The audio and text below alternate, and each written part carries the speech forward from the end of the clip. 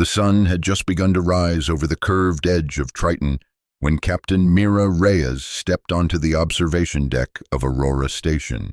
The distant light of Sol, barely more than a bright star at this distance, cast a pale glow across the training facility's sprawling exercise fields and glinting dormitory domes.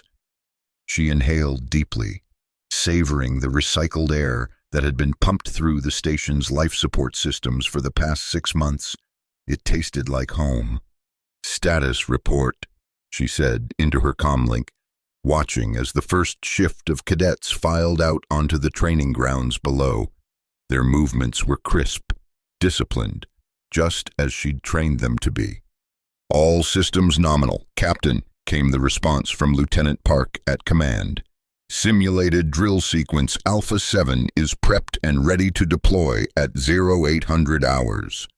Reyes nodded, though no one could see her. "Good. And the new batch of recruits?" "Arrived at Docking Bay 3 approximately 20 minutes ago. They're being processed and assigned quarters now. Tell Sergeant Davis to give them the standard orientation. I want them on the field by 0900. She ended the transmission and turned her attention back to the view. Aurora Station represented humanity's most ambitious training facility to date, positioned at the very edge of explored space, far from the safety of Earth's military umbrella. The isolation was intentional. Out here, cadets learned self-reliance. They learned that in the vast emptiness between stars, you couldn't always count on backup arriving in time. Sometimes, you had to make do with what you had. It was a lesson Reyes had learned the hard way, during the Procyon incident. She absently touched the scar that ran along her jawline, a memento from that day. The station's alert system chimed, indicating the beginning of the day's training regimen. Below, cadets scattered to their assigned positions, their movements a choreographed dance of military precision. Reyes smiled. They were good. Perhaps the best batch she'd seen in years. "Captain?" The voice came from behind her. Reyes turned to find Cadet Mendoza, the station's youngest weapons specialist, standing at attention. His uniform was impeccably pressed, his expression eager. "At ease, Mendoza," Reyes said. "What can I do for you?" "The new targeting systems you requested have been installed on the training drones. Ma'am, I've run preliminary diagnostics, and they're performing at 12% above projected efficiency." Reyes raised an eyebrow. 12%? That's impressive. Mendoza beamed with pride. "Thank you, ma'am. I took the liberty of recalibrating the neural interface to account for lag during multi-target scenarios." "Good initiative." She nodded toward the field below. "You should be down there, Mendoza. The bombardment exercise starts in 10 minutes. "Yes, ma'am." He saluted and turned to leave, but paused at the doorway.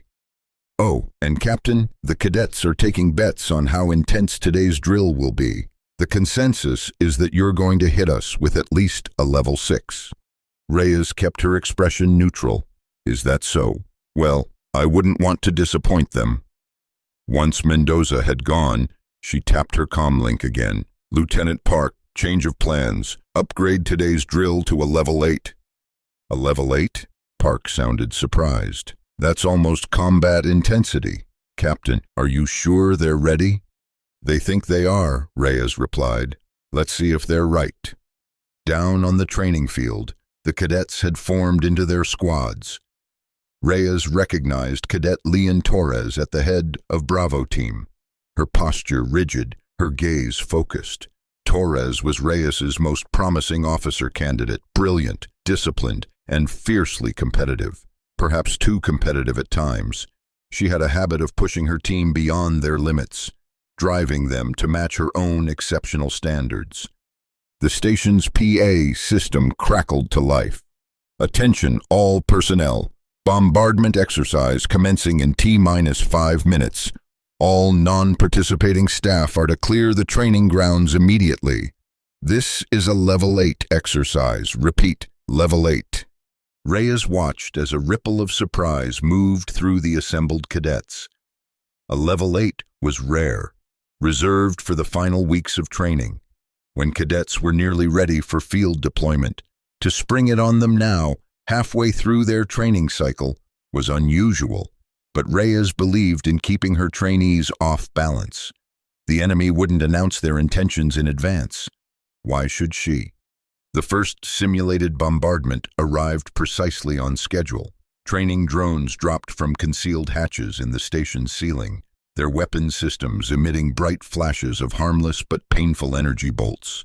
Cadets scattered, diving for cover behind reinforced barriers or deploying personal shield generators. Reyes watched as Torres efficiently directed her squad into a defensive formation, their return fire coordinated and precise. Mendoza, true to form, had positioned himself at the highest vantage point, picking off drones with impressive accuracy. "They're doing well," said a voice beside her.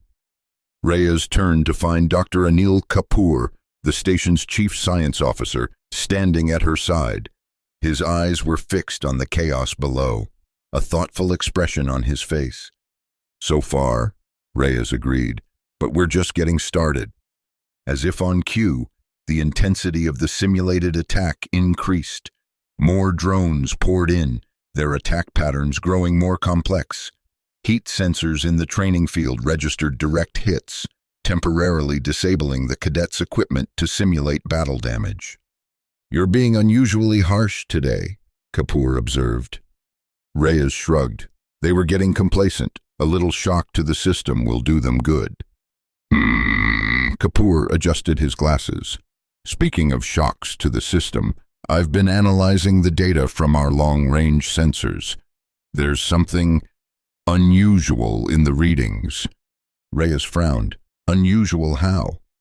"Energy signatures that don't match any known vessel in our database.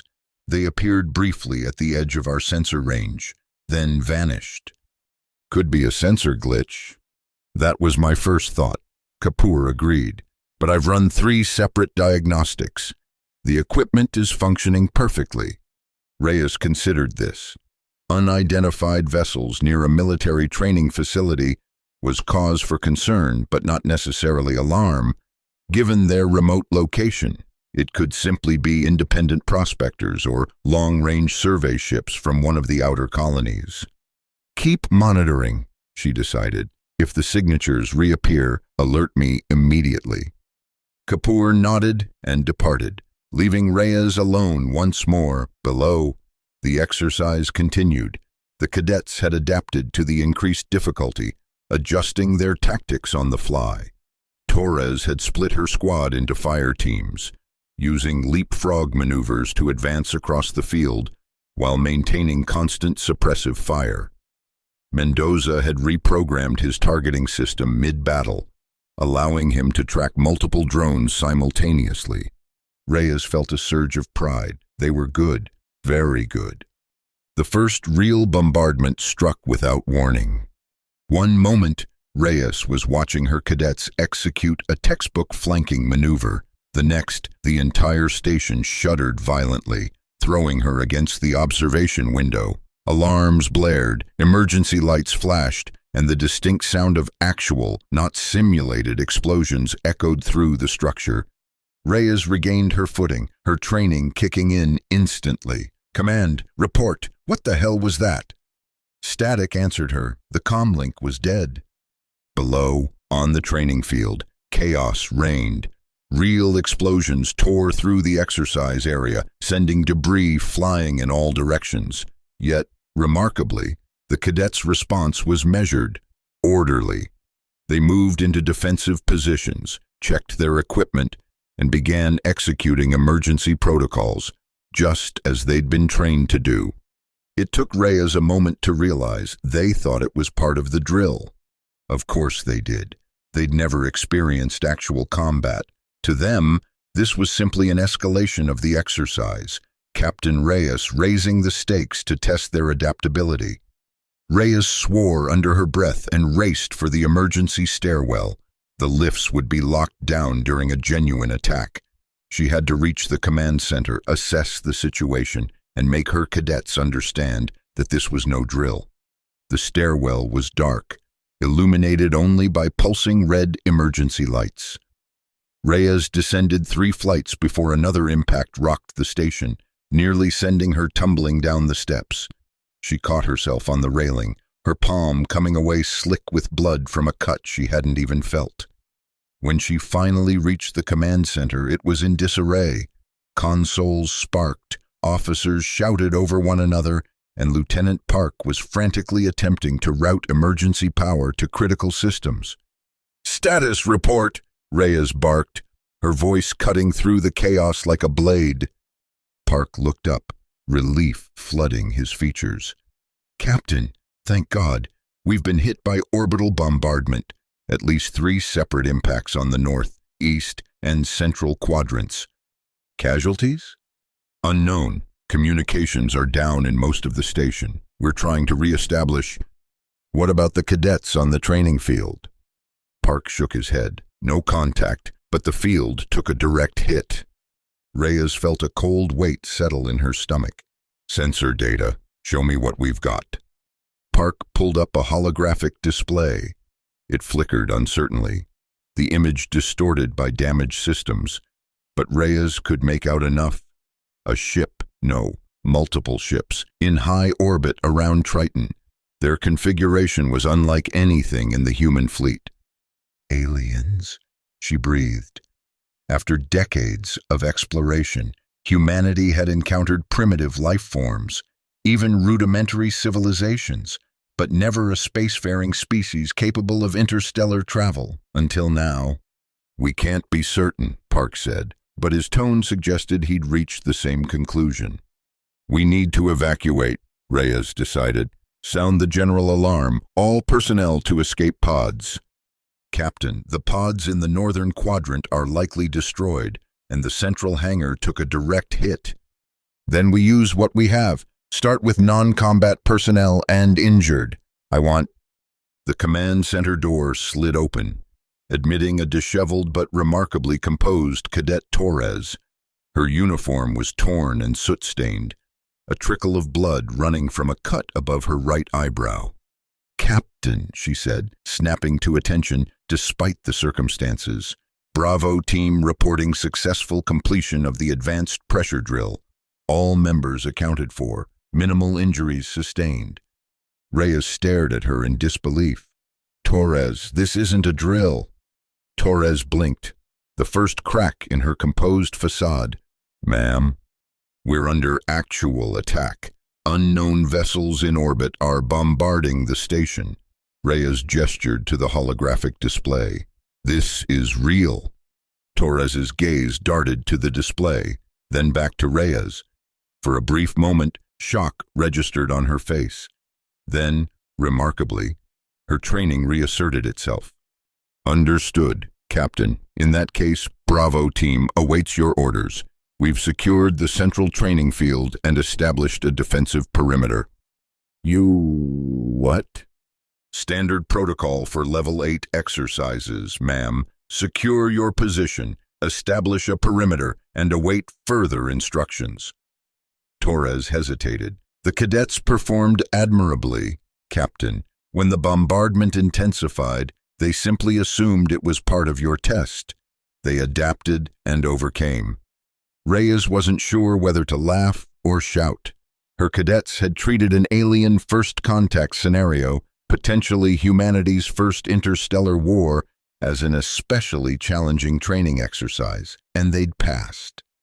"Get your team to the southern hangar," Reyes ordered. "Assist with evacuation procedures." "Yes, ma'am." Torres turned to leave, then paused. "Captain, should I inform the cadets that this isn't a drill?" Reyes considered this. If the cadets believed it was a training exercise, they were performing with remarkable efficiency and calm. Telling them the truth might introduce panic, disrupt their cohesion, impair their effectiveness. On the other hand, they deserved to know the reality of their situation. Before she could answer, another impact rocked the station. This one was closer, much closer. The command center lights flickered and died, leaving only the dim glow of emergency lighting. "Negative," Reyes decided. Let them believe what they need to believe to get the job done. Just get them to safety." Torres nodded and departed, leaving Reyes to face the grim reality of their situation. An alien attack of unknown origin and intent, a damaged station with limited evacuation options, and a crew of cadets who were treating the whole thing as an elaborate training scenario. It would be almost comical if it weren't so terrifying. "Captain," Park called from his console, "I've got partial long-range communications back online. We can try to send a distress signal to Earth." "Do it," Reyes ordered, "and keep trying to establish contact with the attacking vessels. If they can understand us, I want to know why they're firing on an unarmed training facility." The bombardment continued, but with a curious pattern that Reyes noted with growing puzzlement. The attacks seemed calibrated, precise strikes that damaged the station without destroying it outright. If the aliens wanted to obliterate Aurora Station, they certainly had the firepower to do so. Instead, they were, what? Testing its defenses, measuring its response. "Captain Reyes!" Mendoza burst into the command center, his young face flushed with excitement rather than fear. "You've got to see this." "Mendoza, I'm a little busy right now," Reyes began, but the cadet was already dragging a scorched, sparking piece of equipment across the floor. "It's one of their shells," he explained breathlessly. "It didn't detonate properly. I managed to salvage it from the training field." Reyes approached cautiously. The object was cylindrical, roughly a meter long, with strange, flowing script etched into its surface. It hummed faintly, a vibration more felt than heard. "You brought an unexploded alien ordnance into my command center?" Reyes asked, her voice dangerously calm. Mendoza's enthusiasm dimmed slightly. "Well, when you put it that way. But Captain, look at the configuration. It's almost identical to our own training munitions, just more advanced." Reyes peered closer. The cadet was right. The general design was reminiscent of the non-lethal training ordnance used in high-level exercises. But where human training shells emitted harmless energy pulses, this device clearly packed a considerably more destructive punch. "We need Dr. Kapoor," Reyes decided. "Have him meet us in the auxiliary lab. That should still be intact." "Yes, ma'am." Mendoza hefted the alien device and hurried out. Reyes turned to Park. "Keep working on communications. I want to know the moment you establish contact with anyone. The aliens, Earth, even passing cargo ships. I don't care. We need information and options." The auxiliary lab was one of the station's most secure facilities, designed to contain potentially hazardous experiments. If the alien device detonated, the reinforced walls would minimize damage to the rest of the station. Dr. Kapoor was already waiting when Reyes arrived, his normally immaculate lab coat now stained with what appeared to be hydraulic fluid. His eyes widened at the sight of the alien shell. "Is that what I think it is?" "Depends," Reyes said. "If you think it's an unexploded alien ordnance that might blow us all to atoms, then yes." Kapoor adjusted his glasses nervously. "And you brought it here because it might tell us something about who's attacking us and why." Reyes gestured to a reinforced examination table. "Can you analyze it safely?" Kapoor hesitated, then nodded. "I believe so. The outer casing appears stable, and if it were going to detonate, it likely would have done so already." Mendoza set the device gently on the table. "It's got energy signatures like I've never seen before, but the basic construction is almost identical to our Level 9 training shells." "We don't have Level 9 training shells," Reyes pointed out. "Exactly," Mendoza's eyes gleamed. "They're still experimental. I've only seen the blueprints, but this..." He tapped the alien device, causing both Reyes and Kapoor to flinch. "This is like someone took those blueprints and actually built the thing. Only better." Kapoor approached cautiously, scanner in hand. "Let's not make assumptions until we have data." He waved the device over the shell, frowning at the readings. Fascinating. The energy signature is indeed similar to our non-lethal training ordinance, but exponentially more powerful. And these markings, he traced a finger just above the flowing script. They appear to be instructions, or perhaps warnings. Can you decipher them? Reyes asked. Not without a reference point, but Kapoor's scanner beeped, drawing his attention to the display. That's odd. The device is emitting a low-frequency transmission. It's calling home. Reyes realized. Mendoza, help Dr. Kapoor disable that transmitter. I don't want the aliens tracking this thing back to us. As they worked, Reyes's comlink crackled to life. Captain, came Park's voice, distorted by static. We've re-established contact with some of the other sections. Casualties are lower than expected, mostly minor injuries. The cadets. They're organizing damage control teams, setting up triage centers. They still think it's a drill. And the bombardment? It stopped, for now, but the alien vessels are still in orbit. Before Reyes could respond, Torres's voice cut in over the comlink. Captain, this is Bravo team. We've got incoming. Some kind of probe or shuttle, descending rapidly toward the southern quadrant.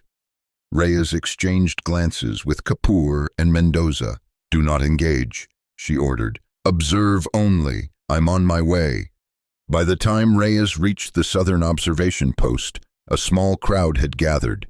Cadets pressed against the viewport, watching in fascination as an alien craft, sleek, angular, and utterly foreign in design, descended toward the station's main landing pad. It's requesting docking permission, Torres reported, reading from a portable scanner. At least that's what we think it's doing. The signal patterns match our standard approach protocols. They've studied us, Reyes realized. They know our procedures, our training methods, even our technology. She made a decision. Grant them permission to dock, but I want a full security team in place. Non-lethal measures only. Captain? Torres looked uncertain. Is this part of the exercise? Reyes sighed. No, Torres. This is first contact with an alien species that just bombed our station. But since everyone seems determined to treat it like a training exercise, let's run with that. Consider this. An advanced diplomatic pressure drill. Torres nodded slowly, processing this. Understood, ma'am. We'll be ready. The alien craft docked with surprising precision, interfacing perfectly with the station's systems. There was a tense moment of silence as the airlock cycled. Then, with a hiss of equalizing pressure, the inner door slid open. The being that emerged was humanoid, but unmistakably alien, taller than the average human, with iridescent, scale-like skin that shifted colors in the light. Its eyes were large, multifaceted, and a deep violet hue. It wore what appeared to be some form of military uniform, formal, adorned with symbols of rank and achievement. Behind it came two more aliens, similarly attired but with fewer adornments. Guards, Reyes guessed, or perhaps junior officers. The lead alien surveyed the assembled humans, its gaze finally settling on Reyes. When it spoke, its voice was surprisingly melodic, the alien language a cascade of liquid syllables. A moment later, it tilted its head, as if listening to something. Then it spoke again, this time in perfect, if slightly formal, English. Captain Mira Reyes of Aurora Station. I am Admiral Thraxus of the Kravtor Empire. We have been monitoring your training exercises with great interest. Reyes stepped forward, keeping her posture non-threatening but firm. Admiral Thraxus, you have a strange way of showing interest. Your bombardment has damaged our station and injured my people. Thraxus made a gesture that might have been apologetic. A regrettable necessity. We needed to assess your response to genuine threat scenarios, not mere simulations. Your cadets performed surprisingly well. Reyes felt a surge of indignation. You attacked us to test our training programs? Indeed, Thraxis seemed unperturbed by her anger. The Kravtor believe that true character is revealed only under genuine pressure. Your simulations, while impressive, do not create the authentic stress of actual combat. So you decided to provide that stress. Reyes's voice was flat. Precisely. Thraxis gestured to the cadets behind Reyes, and they responded admirably. Rather than panicking, they incorporated the unexpected into their training paradigm. Most impressive. Torres stepped forward, her expression a mix of confusion and outrage. Wait, you're saying you bombed us as some kind of test? A necessary evaluation, Thraxis corrected. The Kravtor Empire does not form alliances with species unable to maintain composure under fire. You have demonstrated this quality abundantly. Alliances? Reyes repeated. You're proposing an alliance after attacking us without provocation? Thraxis's scales shifted to a deeper hue. Not without provocation. Captain, your species has expanded rapidly into the void, establishing military outposts at an alarming rate. Some within our empire advocated for immediate containment measures. Containment, Reyes translated. You mean war? A possibility that has been reconsidered in light of your performance today. Thraxis made a gesture that encompassed the station. Your cadets did not crumble under genuine attack. They adapted, organized, and continued to function effectively. This suggests your species possesses qualities valued by the Kravtor. So instead of war, you're offering what exactly? Joint training exercises. Thraxis replied promptly.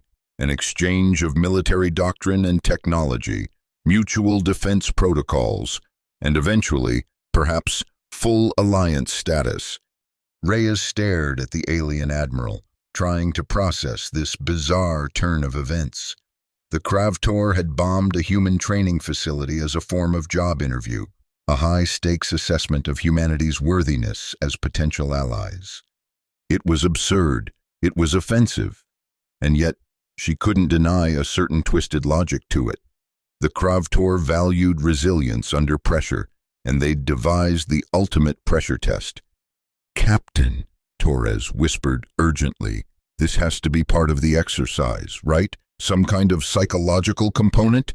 These can't really be aliens. Reyes ignored her. Admiral Thraxis, while I appreciate your unconventional approach to diplomacy, I must insist that any future evaluations be conducted with prior notice and consent.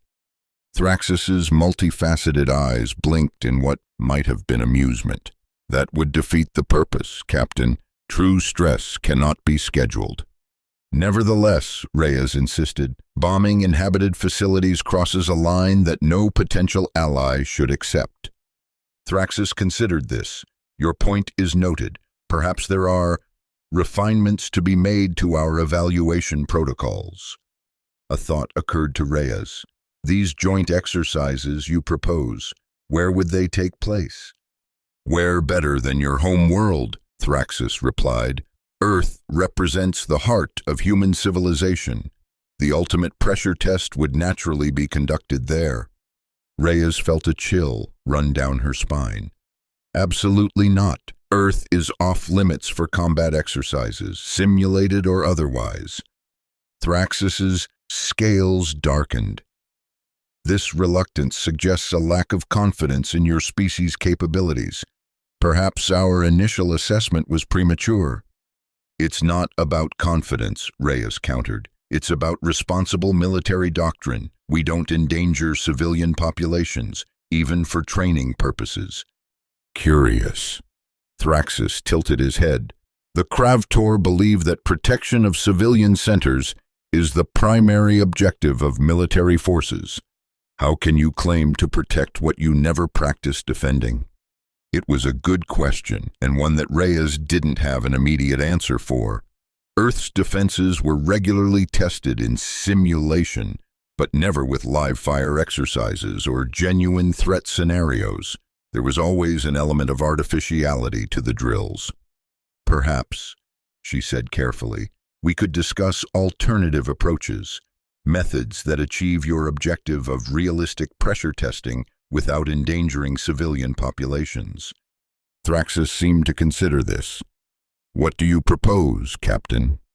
Before Reyes could respond, the station rocked with another impact. Alarms blared once more, and Reyes's comlink crackled urgently. "Captain!" Park's voice was strained. "We've got multiple new contacts in orbit. They're firing on both the station and the Kravtor vessels."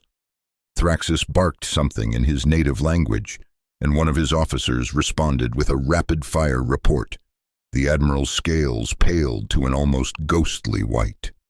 "It appears," Thraxus said, his formal tone now tinged with genuine concern, "that we have both become subjects of another empire's evaluation protocol." "You're saying we're being attacked by a different alien species?" Reyes asked incredulously. "The Velharan Collective," Thraxus confirmed. "Our rivals in this sector. They must have detected our presence and decided to assert their own assessment rights." Reyes bit back a hysterical laugh.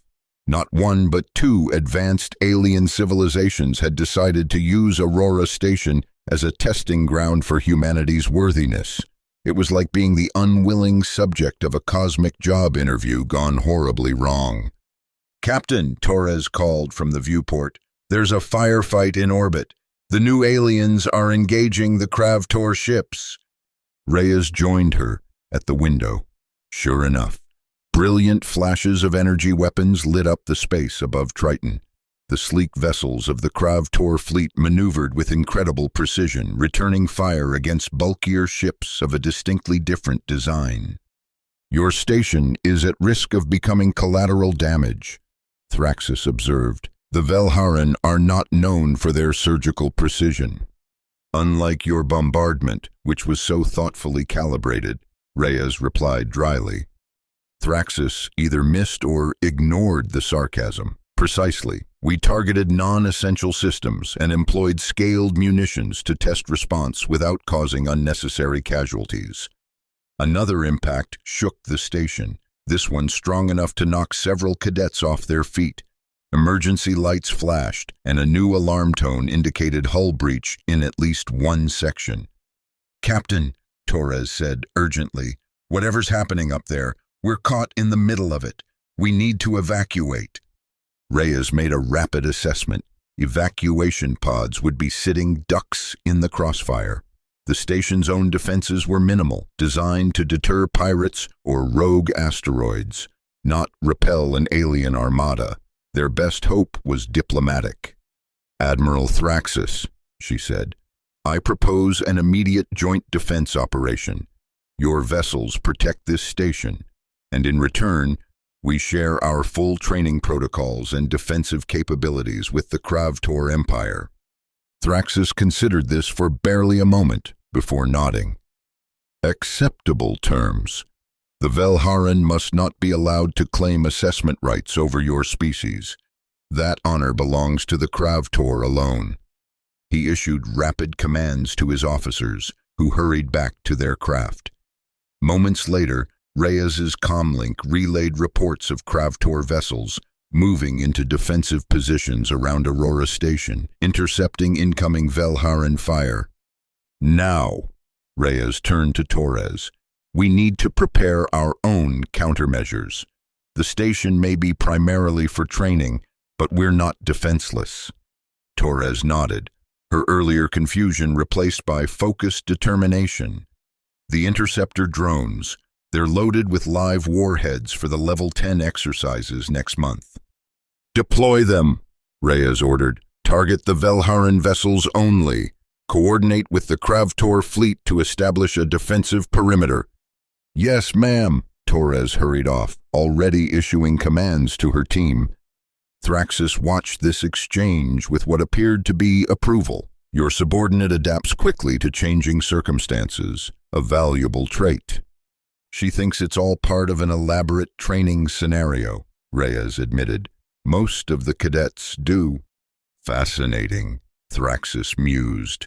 They believe this is a simulation, yet they respond with appropriate urgency and effectiveness. Perhaps there is something to be learned from this approach. The next hour passed in a blur of activity. The interceptor drones launched, their targeting systems reconfigured on the fly by Mendoza to interface with the Kravtor fleet's tactical network. Dr. Kapoor coordinated with the alien engineers to reinforce the station's shields using Kravtor technology. And throughout it all, the cadets of Aurora Station performed with remarkable efficiency, still operating under the belief that this was the most realistic training exercise in the history of the program. Velharan vessels are breaking off, Torres reported, reading from a tactical display. They're regrouping at the edge of the system. They will return, Thraxis predicted grimly. The collective does not abandon an assessment easily. Reyes studied the alien admiral. Despite their inauspicious first contact, she was developing a grudging respect for Thraxis. The Kravtor might have bizarre protocols for evaluating potential allies, but they had moved quickly to protect Aurora Station once the terms were established. "Tell me about these Velharan," she said. "What are they likely to do next?" Thraxis's scales shifted through several colors before settling on a deep blue. They favor overwhelming force applied with minimal subtlety. Where the Kravtor test through measured pressure, the Velharan simply crush and observe what remains. "Charming," Reyes muttered. "And what do they want from us?" "The same as the Kravtor, to determine if your species is worthy of alliance or conquest." Reyes felt a chill at the casual way Thraxis presented these alternatives. To these advanced civilizations, humanity was little more than an interesting specimen to be evaluated and categorized. "And if we fail their test?" Thraxis's multifaceted eyes fixed on hers. "Then Earth becomes a subject world of the Velharan collective. Your people would serve as laborers and soldiers in their endless expansion." "That's not going to happen," Reyes said firmly. "Indeed," Thraxis agreed, "because you will pass our assessment instead and gain the protection of the Kravtor Empire." Before Reyes could respond to this dubious reassurance, Mendoza burst into the command center. "Captain, I've figured it out!" "Figured what out, cadet?" "The Velharan attack pattern." Mendoza's eyes were bright with excitement. "It's not random. They're using a standard Kaplanian sequence, just like in our advanced tactical simulations. They're hitting us with our own playbook." Reyes looked to Thraxis for confirmation. The alien admiral's scales had paled noticeably. "Is this true?" she demanded. "Have the Velharan somehow acquired human military protocols?" Thraxis made a gesture that might have been the alien equivalent of clearing his throat. "The Kravtor Empire maintains extensive intelligence networks. It is possible that some of our data on human military doctrine was compromised." "You're saying you spied on us, then leaked our tactics to your rivals?" "Not intentionally," Thraxis protested, "but the Velharan are adept at infiltration. They may have accessed our research archives." Reyes pinched the bridge of her nose, fighting off a headache. First contact with not one but two alien civilizations, and they were already dealing with interstellar espionage and stolen military secrets. "The good news," Mendoza continued, oblivious to the diplomatic tension, "is that if they're using our tactics, we know exactly how to counter them. The Kaplanian sequence has a fundamental weakness in its third phase. If we can predict their next move, we can turn their own strategy against them." Reyes finished. She turned to Thraxis. "Admiral, we need to coordinate our defense. My weapons specialist has identified a potential vulnerability in the Velharan approach." Thraxis gestured to the tactical display. "Your insights are welcome, Captain. The Kravtor fleet awaits your recommendation." It was a remarkable moment, an alien admiral deferring to a human captain's tactical judgment. Despite the circumstances, Reyes couldn't help feeling a surge of pride. Her training facility, originally designed to prepare cadets for theoretical first contact scenarios, was now at the center of an actual interstellar conflict, and they were holding their own. Mendoza laid out his counter-strategy, pointing out the anticipated weak points in the Velharan formation. Thraxus listened intently, occasionally asking for clarification or offering suggestions based on his knowledge of Velharan capabilities. "This plan has merit," the Admiral concluded, "but it assumes the Velharan will adhere strictly to the Kaplanian sequence, if they have adapted it." "Then we adapt in response," Reyes said firmly. "That's what we train for at Aurora Station, adaptability under pressure." Thraxus's scales briefly shifted to a warm gold color. "Indeed, it is this quality that initially drew our interest to your species." As they finalized the defense plan, Dr. Kapoor entered the command center, his expression troubled. "Captain, I've completed my analysis of the alien ordnance. There's something you should know." "Go ahead, Doctor." Kapoor glanced nervously at Thraxus before continuing. "The device contains what appears to be a data collection module. It wasn't just designed to test our physical defenses, it was actively scanning our systems, our personnel, even our biological responses to stress. They were studying us," Reyes realized, looking at Thraxus. "This wasn't just a test of our military capabilities. You were analyzing our physiological reactions to danger." Thraxus didn't deny it. The Kravtor believed that true character emerges only under genuine threat. Your biological responses cannot be falsified, unlike training simulations. "So you subjected my people to actual danger to—" "What? Measure their heart rates, their adrenaline levels?" "Among other indicators, yes," Thraxus confirmed, apparently oblivious to the ethical implications. "The data confirms what we observed. Your species maintains remarkable cognitive function even under extreme stress conditions, a valuable trait in potential allies." Reyes was about to deliver a scathing response when the tactical alert sounded. Torres's voice came over the comlink. "Captain, the Velharan fleet is advancing. Multiple attack vectors, just as Mendoza predicted." "Battle stations," Reyes ordered. "Implement countermeasure protocol Delta and patch me through to the entire station." When the connection was established, Reyes took a deep breath. It was time for the cadets to know the truth. "Attention all personnel of Aurora Station. This is Captain Reyes speaking. By now, many of you have noticed that today's exercises have exceeded normal parameters. This is not a drill. I repeat, this is not a drill." She paused, imagining the shock rippling through the station.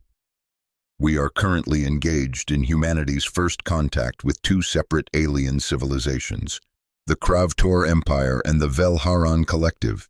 The Kravtor initially bombarded our station as a test of our capabilities, but are now allied with us against the Velharan, who represent a genuine threat." Another pause to let this sink in. "I know this is overwhelming information, but I've watched you all perform exceptionally throughout this crisis, believing it was simply an advanced training scenario. You've already proven yourselves equal to this challenge. Now I'm asking you to continue that exemplary performance, knowing the stakes are real." She looked at Thraxus, then at the tactical display showing the approaching Velharan fleet. "This is what we trained for. Not just combat, but first contact. The unknown, the unexpected. Stay focused. Follow your protocols. Trust your training and your teammates. Aurora Station out." As the transmission ended, Reyes turned to find Thraxus regarding her with an unreadable expression. "Informing your personnel of the reality of their situation may impact their performance," the Admiral observed. "Fear can override training." "Or it can sharpen it," Reyes countered. My people deserve the truth, Admiral. That's another principle we value highly. Before Thraxus could respond, the first Velharan attacks struck the station's newly reinforced shields. The impact was substantial, but the defenses held. Interceptors away, Torres reported over the comlink, targeting Velharan lead vessels as planned. On the tactical display, Reyes watched as the small, agile interceptor drones deployed from Aurora Station, moving in precise formation toward the alien fleet. Alongside them, Kravtor vessels adjusted their positions to provide covering fire. The Velharan are responding exactly as predicted, Mendoza reported excitedly. They're shifting to standard Kaplanian defensive formation, third phase. Now, Reyes ordered. The interceptors abruptly changed course, executing a maneuver that exploited the known weakness in the Kaplanian sequence. They slipped through a gap in the Velharan formation, targeting propulsion systems rather than weapons arrays, another deviation from standard protocol that caught the alien fleet by surprise. Direct hits on multiple vessels, Torres confirmed. Their formation is breaking apart. Thraxus issued commands to his own fleet, directing them to press the advantage. The Kravtor ships moved with fluid precision, isolating and targeting individual Velharan vessels. For several tense minutes, the battle raged. Aurora Station shuddered under repeated impacts, but the combined defense of the interceptor drones and Kravtor fleet gradually pushed the Velharan back. They're retreating, Torres finally reported, breaking orbit and accelerating to light speed. A ragged cheer went up from the command center staff. Reyes allowed herself a small smile of relief, though she knew this was likely just the opening round of a much larger conflict. Thraxus approached, his scales now a deep, satisfied purple. Your strategy was effective, Captain. The Velharan did not anticipate such creativity in countering their attack. That's what happens when you steal someone's playbook, Reyes replied. They know exactly how to rewrite it against you. Indeed. Thraxus made a formal gesture that Reyes interpreted as congratulatory. The Kravtor High Command will be most interested in this engagement.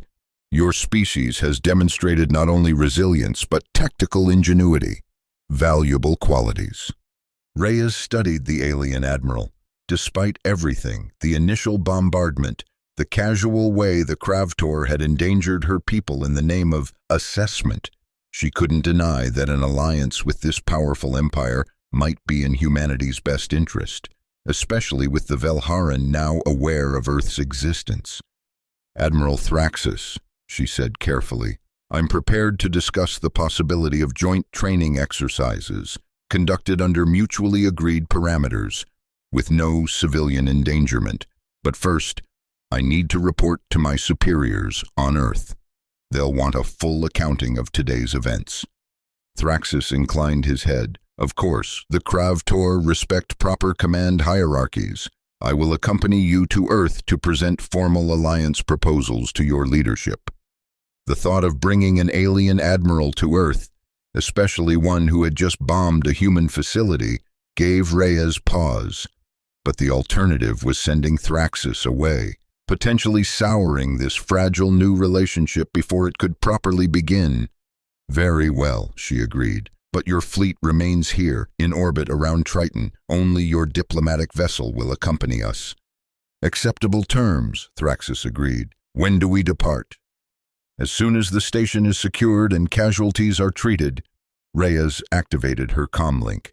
Torres, Dr. Kapoor, Mendoza, report to the command center immediately. We have plans to make. The following days were a whirlwind of activity. Damage to Aurora Station was assessed and emergency repairs initiated. Casualties, thankfully, were minimal, mostly minor injuries, with no fatalities. The cadets, after their initial shock at learning they had been participating in actual first contact rather than a simulation, adapted with remarkable resilience. Many even expressed excitement at being part of such a historic event.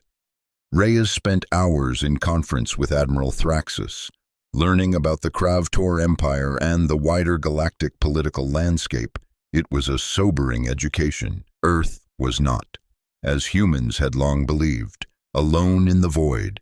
The galaxy teemed with civilizations, many far more advanced than humanity, engaged in complex alliances, rivalries, and occasional outright warfare. "Why now?" Reyes asked during one such session. "If these empires have existed for so long, why make contact with Earth at this particular moment?" Thraxus's scales shifted thoughtfully. "Your species has reached a critical development threshold. Your expansion beyond your home system, your military and scientific advancement, your cultural evolution, all have been closely monitored. The Kravtor believe in making contact at precisely the right moment in a species' development. And the Velharan? They prefer to establish dominance before a species becomes too advanced to easily subjugate." Thraxus made a dismissive gesture. "A short-sighted approach. The Kravtor seek partners, not servants." "Partners," Reyes repeated skeptically. "Is that what you call species you bomb without warning to test their resilience?" Thraxus's multifaceted eyes blinked in what Reyes had come to recognize as amusement. "Your continuing focus on our assessment methodology suggests a cultural difference we must address in our alliance negotiations. The Kravtor view unexpected pressure as the highest form of respect. We would not bother testing species we did not consider worthy of potential partnership." It was a perspective so alien that Reyes struggled to wrap her mind around it, yet she couldn't deny a certain internal consistency to the Kravtor worldview. They valued adaptability under pressure above all else, and their own social structures reflected this emphasis. Thraxus had explained that Kravtor leadership positions were awarded only after candidates endured a series of increasingly difficult pressure trials, essentially ambushes and crises engineered by their superiors. "On Earth," Reyes explained, "we generally prefer to give people advance notice before trying to kill them." "We were not trying to kill you," Thraxus corrected. "Had that been our objective, Aurora Station would now be atoms scattered across Triton's orbit. Our bombardment was precisely calibrated to test, not destroy. A distinction that might be lost on those who were injured." "Perhaps," Thraxus conceded, "cultural adaptation will be required on both sides." When preparations for the journey to Earth were complete, Reyes selected her team: Torres for her tactical expertise, Mendoza for his technical insights, and Dr. Kapoor to continue studying Kravtor biology and technology. Lieutenant Park would remain behind as acting commander of Aurora Station, overseeing repairs and maintaining communication with the Kravtor fleet. The journey would take several days in the fastest human transport ship. Thraxus offered the use of a Kravtor vessel, which could make the trip in hours, but Reyes declined. Better to arrive in a human ship, she reasoned, than have an alien craft suddenly appear in Earth orbit. As they prepared to depart, Reyes addressed the assembled cadets one final time. They stood at attention on the partially repaired main deck, their uniforms crisp despite the chaos of recent days. "You've all performed beyond my expectations," Reyes told them. "When faced with an unprecedented crisis, you adapted, overcame, and excelled. Some of you treated an alien bombardment as an advanced training exercise and passed with flying colors." A ripple of laughter moved through the ranks. "The coming days and weeks will bring enormous changes for humanity. First contact with not one but two advanced civilizations will reshape our place in the universe. But whatever comes next, remember this: when the pressure was highest, you rose to meet it. That's what we train for at Aurora Station. That's what makes you the best." She saluted the cadets, who returned the gesture with precision. "Carry on with your training," Reyes concluded. "The next class of cadets will be arriving with even higher expectations. After all, She allowed herself a small smile. You set quite a precedent for handling advanced pressure drills. The journey to Earth was tense but uneventful. Thraxus spent much of the time studying human culture through the ship's database, occasionally asking questions that revealed just how alien his perspective truly was. Concepts like leisure, art for art's sake, and non-competitive sports seemed particularly baffling to the Kravtor admiral. Your species intentionally creates activities with no survival value or competitive advantage, he asked, reviewing files on human recreation. We find it relaxing, Reyes explained. Not everything has to be a test or a competition. Thraxus's scales shifted to a doubtful yellow. Curious. The Kravtor believe that without pressure, skills atrophy and species stagnate. There are different kinds of pressure. Dr. Kapoor interjected. Creative pressure, intellectual challenge, social connection. These drive human innovation as much as competitive or survival pressures. Thraxus considered this. Perhaps there is wisdom in this approach. The Kravtor have long excelled at military and technological advancement, but our artistic development has been limited. It was the first hint Reyes had seen that the Admiral might recognize potential value in human ways beyond their resilience under fire. A promising sign for future relations. Their arrival at Earth caused the expected sensation. Despite attempts to prepare global leadership, the sight of an alien vessel, even a small diplomatic craft, escorted by a human military ship created worldwide excitement and anxiety in equal measure.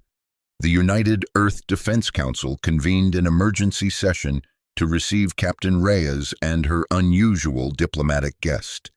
Reyes had never seen the council chamber so crowded. Representatives from every nation stood shoulder to shoulder, their faces a mix of fear, wonder, and calculation as Admiral Thraxus entered. The Kravtor Admiral surveyed the assembled human leadership with his multifaceted eyes, scales shifting through a complex pattern that Reyes had learned indicated deep assessment. Esteemed leaders of Earth, Thraxus began, his formal English carrying clearly through the hushed chamber, I come before you as representative of the Kravtor Empire to propose alliance between our civilizations. A murmur ran through the crowd. Alliance with an alien empire was beyond anything humanity had prepared for. Admiral Thraxus, the council president responded carefully. While we appreciate your proposal, we must note that your first contact with humanity involved bombing one of our training facilities. This is not how we typically begin diplomatic relations. Thraxus's scales flickered briefly. The assessment protocol has been explained to Captain Reyes. It is standard Kravtor practice when evaluating potential allies. With respect, Admiral, the President continued, Earth does not recognize the legitimacy of such assessments conducted without consent. Reyes stepped forward. If I may, Madam President, while the Kravtor methods are certainly questionable by our standards, the fact remains that we now face a genuine threat from the Velharan Collective. They are aware of Earth's existence and have already demonstrated hostile intent. The captain speaks truth, Thraxus confirmed. The Velharan will return in greater numbers. They do not abandon assessment targets easily, especially those that have resisted initial contact. The council president's expression hardened. Are you suggesting, Admiral, that your empire's actions have drawn this threat to Earth? The Velharan would have discovered your species eventually. Thraxus replied, unperturbed, that they have done so now. When the Kravtor are prepared to offer alliance and protection is fortunate timing.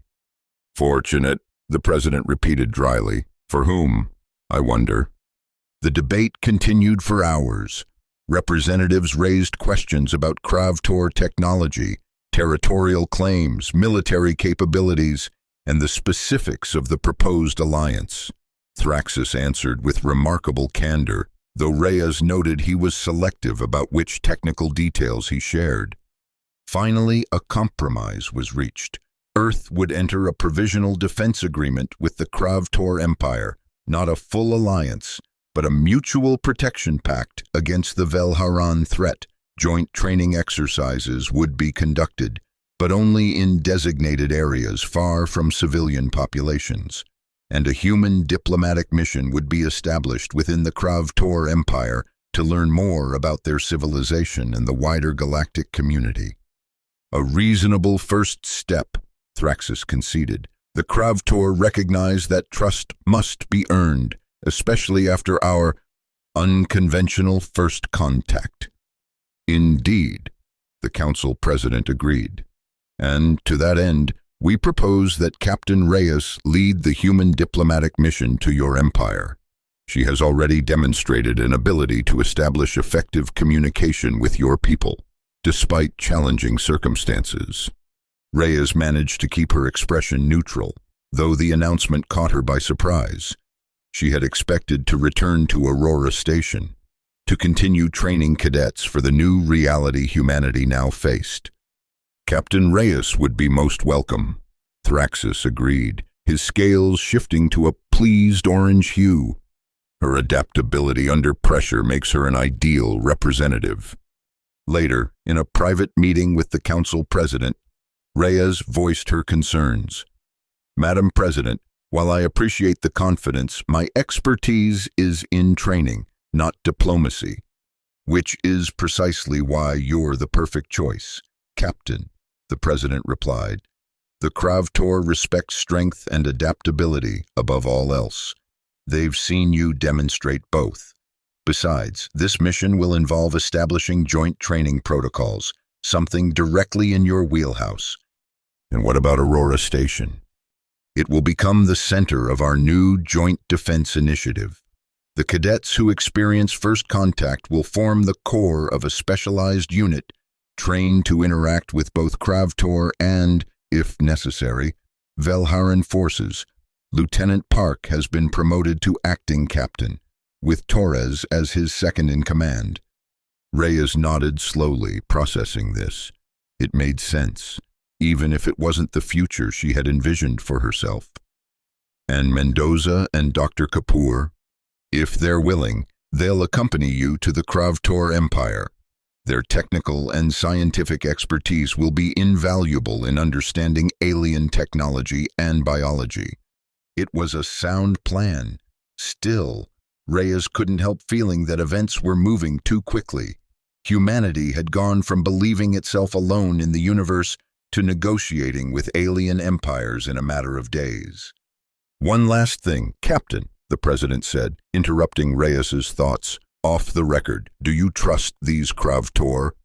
Reyes considered the question carefully. Trust is too strong a word, Madam President.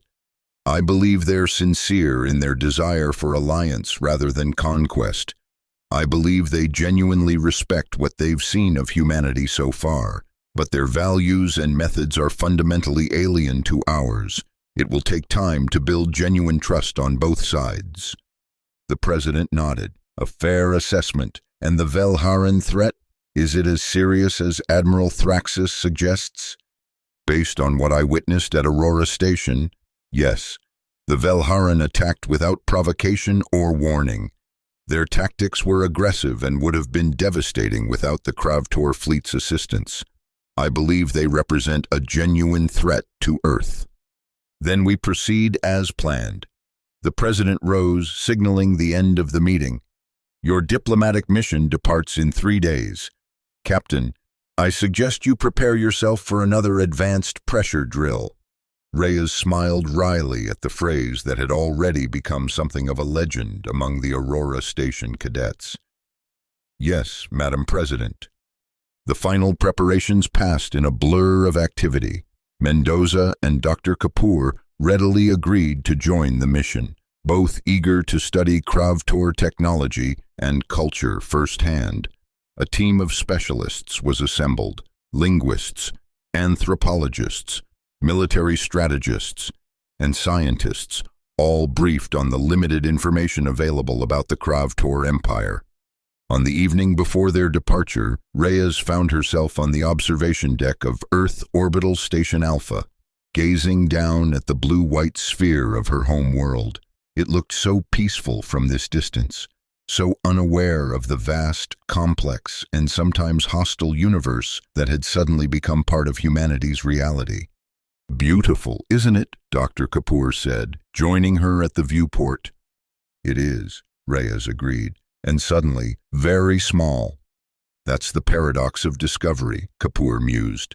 "The more we learn, the smaller we realize we are, and yet, simultaneously, how much larger our potential becomes." Reyes glanced at him. "Philosophical today, Doctor?" "First contact with advanced alien civilizations tends to have that effect," he replied with a slight smile.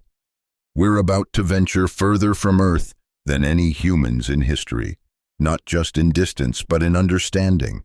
It's enough to make anyone philosophical." "Or anxious," Reyes admitted. "We're walking into the unknown, Doctor. For all our preparation, we can't predict what awaits us in the Kravtor Empire." "True," Kapoor acknowledged. "But isn't that what you trained your cadets for at Aurora Station? To face the unexpected and adapt?" "I trained them to follow protocols, to work as a team, to maintain discipline under pressure, not to navigate alien politics and cultural minefields."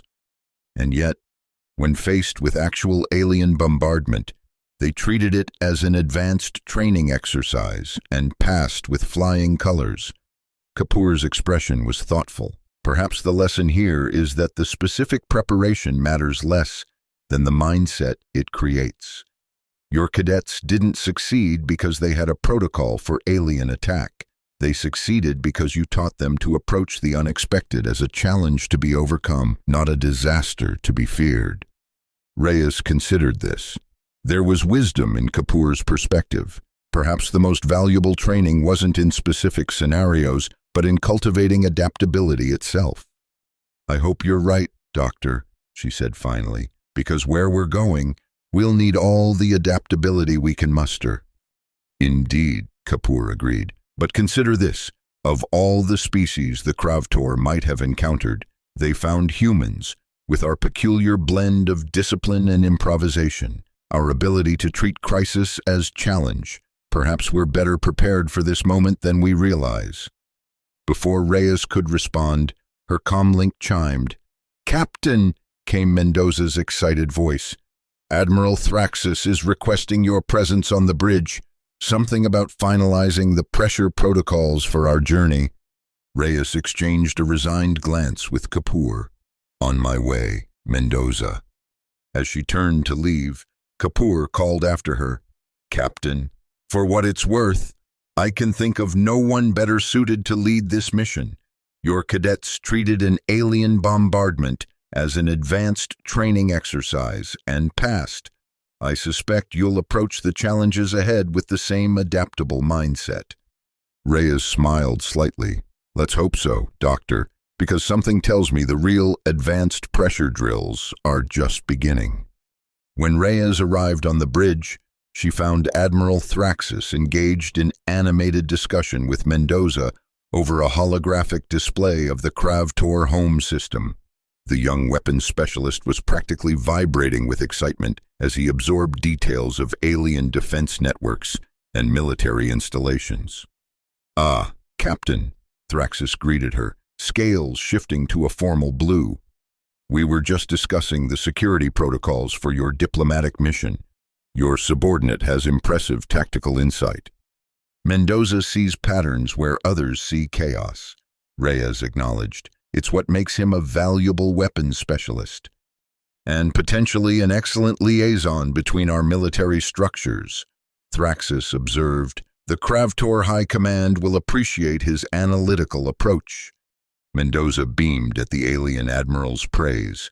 "I've been studying the defense grid schematics Admiral Thraxis provided. The Kravtor use a recursive algorithmic approach to threat assessment that's years beyond our most advanced systems." "Perhaps decades," Thraxis corrected, without a trace of arrogance. simply stating what he viewed as fact. Though your adaptability compensates for technological disparities, as you demonstrated at Aurora Station. Reyes studied the holographic display. The Kravtor home system was vast, 7 planets orbiting a stable binary star, with dozens of moons, orbital stations, and defensive installations. Their destination was Kravtor Prime, 3rd planet from the twin suns and seat of the Empire's government. The journey will take approximately 3 of your Earth days using our vessel's transition drive. Thraxis explained, during this time, you and your team will undergo preliminary cultural orientation to prepare for arrival. Cultural orientation? Reyes questioned. Basic protocols, hierarchy recognition signals, threat response expectations. Thraxis's scales rippled. Nothing too demanding, though there will, of course, be several pressure assessments. Reyes sighed internally. Admiral, we've discussed this. My people are not accustomed to being tested without prior notification. A regrettable cultural limitation, Thraxis replied, genuinely puzzled by human reluctance. But accommodations have been made. You will be informed that pressure assessments will occur during the journey. The specific timing and nature, however, must remain unannounced to maintain authenticity. It was, Reyes supposed, progress of a sort. At least her team wouldn't be caught completely by surprise when the Kravtor inevitably staged some form of crisis to evaluate their responses. Very well, she conceded, but I expect these assessments to be conducted with appropriate safety protocols. No actual danger to my people or your vessel. Of course, Thraxis agreed readily. The Kravtor have refined pressure testing to an art form. Captain, the simulated danger will feel entirely authentic while remaining fundamentally safe. Somehow, Reyes wasn't entirely reassured. The departure ceremony the following morning was brief but historic. The first official human diplomatic mission to an alien civilization. Earth's leaders spoke of new frontiers, cooperation, and humanity's place in a wider galactic community. Thraxis delivered a formal address pledging Kravtor commitment to mutual defense against the Velharan threat.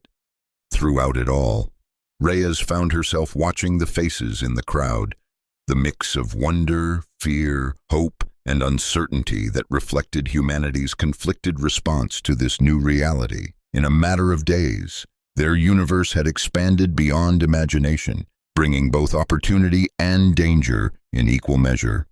When the speeches concluded, Reyes led her team aboard the Kravtor diplomatic vessel.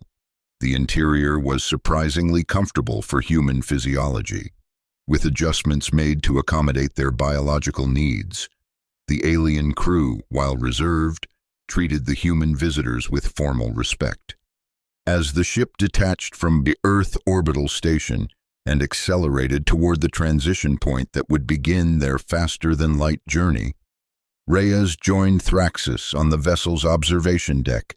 Together they watched as Earth diminished to a pale blue dot against the blackness of space. Your world is beautiful, Thraxis observed, scales shifting to an appreciative green. The Kravtor homeworld is more severe in its aesthetics, magnificent but demanding. Much like your people, it seems, Reyes remarked. Thraxis's multifaceted eyes blinked in what she now recognized as amusement. An apt observation. Captain, environment shapes species, does it not? The Kravtor evolved on a world of extreme pressure differentials, tectonic instability, and atmospheric volatility. We learn to anticipate crisis as a constant, not an exception. Which explains your fondness for pressure testing, Reyes concluded. Indeed, to the Kravtor, pressure is not merely a test, it is the fundamental force that shapes all worthy life.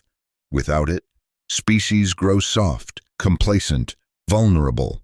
Thraxis turned his alien gaze fully on Reyes. Yet your people, despite evolving on a relatively stable world, have developed remarkable pressure tolerance. This intrigues us. We've had our share of challenges, Reyes said simply, different from yours, perhaps, but no less formative. So it would seem. Thraxus made a formal gesture that Reyes had learned signified respect between equals. I believe our civilizations have much to learn from one another. Captain, the alliance between humans and Kravtor may prove more valuable than either of us yet realizes. As Earth finally vanished from view and the ship prepared for its transition to faster-than-light travel, Reyes found herself cautiously optimistic. The road ahead would be challenging, filled with misunderstandings, cultural clashes, and the ever-present threat of the Velharan Collective. But perhaps, just perhaps, this unexpected first contact would ultimately lead to something positive for both civilizations. Transition sequence initiating, announced the ship's systems in precisely accented English. All personnel prepare for dimensional shift. Reyes took one last look at the starfield where Earth had been visible moments before. Whatever happened next, humanity's place in the universe had fundamentally changed. They were no longer alone, no longer isolated in the vast emptiness between stars. They had been tested without warning, thrust into an advanced pressure drill of cosmic proportions. And somehow, against all odds, they had passed. "Ready, Captain?" Thraxus inquired, as the ship's engines hummed with building energy. Reyes squared her shoulders and nodded. "Ready, Admiral. Let's see what the universe has in store for us next." The ship shimmered, stretched, and vanished into the dimensional shift, carrying humanity's representatives toward their new role on the galactic stage, a role they had earned not through planned diplomacy or careful preparation, but through their response to an unexpected bombardment that cadets had considered merely an advanced pressure drill. Some lessons, it seemed, could only be learned under fire, and humanity, for better or worse, had passed their first galactic test with flying colors.